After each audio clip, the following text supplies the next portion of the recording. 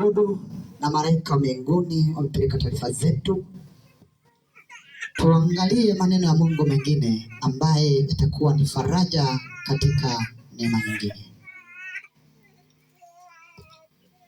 Leo tuko mlimani kwa ajili ya kutafuta uso wa Mungu. Kama kuna mikrofoni nyingine, achukue mtu mmoja awe anasoma, mimi niwe na toa pointi tu. Amen. Naomba mikrofoni nione yende kwa mtu msomaji mzuri, mambo yake vizuri. Wewe ni mtu wa thamani sana mbele za Mungu. Hata ungekuwa unalala nje, lakini ukiwa na Yesu usiwe na wasiwasi. Amen. Amen. Hata ungepitia magumu, lakini ukiwa na Kristo wala usiwe na wasiwasi. Amen. Maana maisha yetu ni ya kitambo tu. Hatujaja kuishi duniani milele. Tunapita.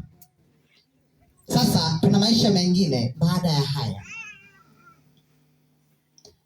Mikrofoni imekaa vizuri? Au barikiwe. Sasa nikurudishe madhabahuni kwa Mungu ili ulisikilize neno la Mungu.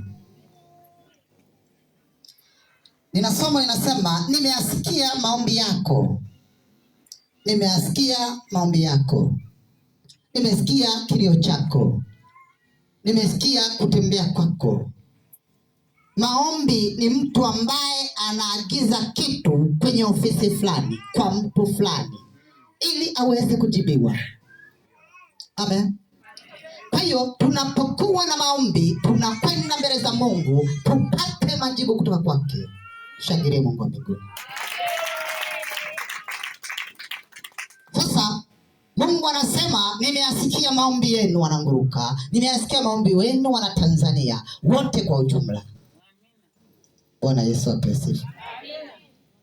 Lakini tunapokwenda kuomba ni nini? Ni ile haja ya mtu ndani ambacho hawezi kujitendea yeye, ili Mungu amtendee. Ili Mungu afanyaje? Amtendee. Angalia Wafalme wa kwanza. Andiko linapatikana katika kitabu cha Wafalme wa kwanza 9:3. Amen. Sura 9 mstari wa 3. Naomba usome hapo mstari mmoja tu. Na usome kwa sauti, watu wote wajue nini. Karibu. Wafalme wa kwanza.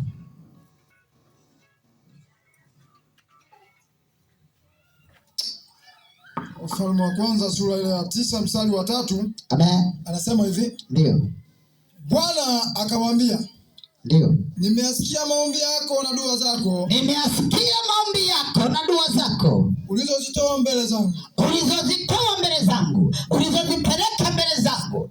Amen. Nimeitakasa nyumba hii uliyoijenga ili niweke jina langu. Nimeitakasa nyumba hii. Yaani Mungu anamwambia ameitakasa ile nyumba, ameitakasa lile hekalu, yale maandalizi aliyokuwa nayo sasa anayatakasa. Yale maombi aliyokuwa akiomba, akimwambia ahadi ambazo Bwana aliwaahidi, sasa anazipeleka mbele za Mungu. Amen. Anasema nimeitakasa. Malizia hapo. Tena macho yangu na moyo wangu. Anasema tena macho yangu na moyo wangu, maana macho ya kuona, moyo wa kwenda kutenda. Soma.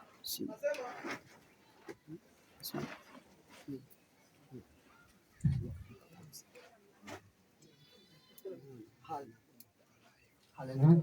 Haleluya. Amen. Haleluya. Bwana Yesu apewe sifa. Amen. Lakini ningerudia mstari ni mmoja tu, wala sio mstari mrefu sana. Wafalme wa kwanza. Yes. Anasema hivi. Bwana shida ni umeme. Yes. Mike. Haleluya. Haleluya. Haleluya. Haleluya. Bwana akamwambia, nimesikia maombi yako na dua zako ulizozitoa mbele yangu. nimeitakasa nyumba hii uliyoijenga ili niweke jina langu humo milele. Amen.